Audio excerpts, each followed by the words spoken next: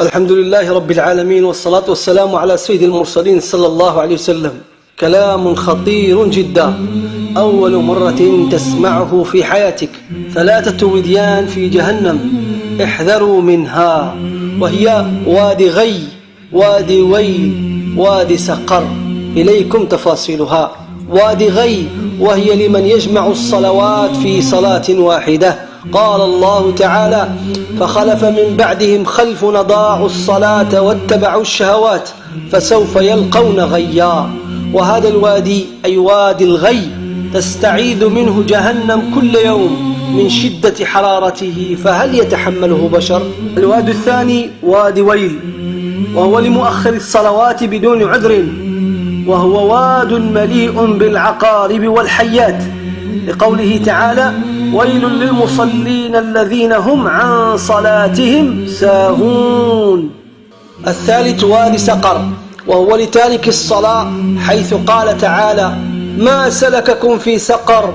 قالوا لم نكن من المصلين. وقال تعالى: وما أدراك ما سقر لا تبقي ولا تذر.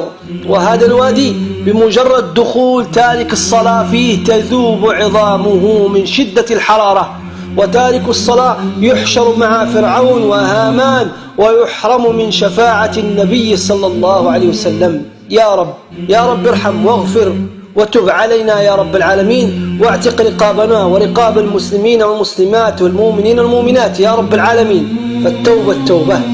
احذروا الكيس المثقوب. تتوضأ أحسن وضوء لكن تسرف في الماء. كيس المثقوب.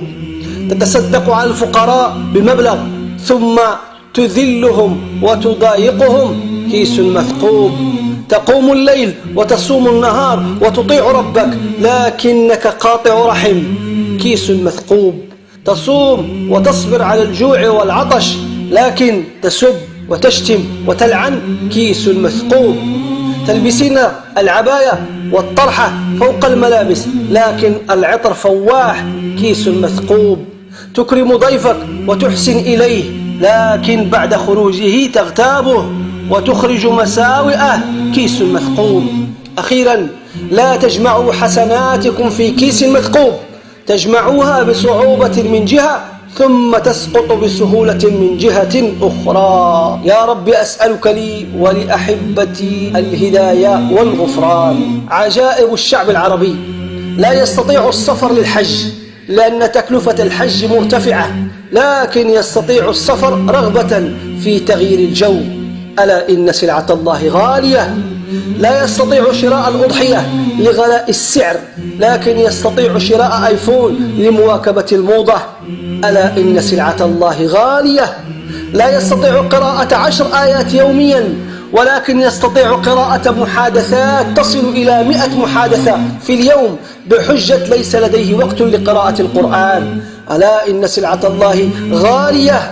عجبا عجبا ثم عجبا لمن ينشر الأغاني ويستحيي من نشر كلام الخير. وأخيرا، سئل أحد العلماء رحمه الله عن أجمل حكمة قرأها في حياته فقال: لقد قرأت لأكثر من 70 عاما فما وجدت حكمة أجمل من تلك التي رواها ابن الجوزي رحمه الله، حيث يقول: إن مشقة الطاعة تذهب ويبقى ثوابها، وإن لذة المعاصي تذهب ويبقى عقابها.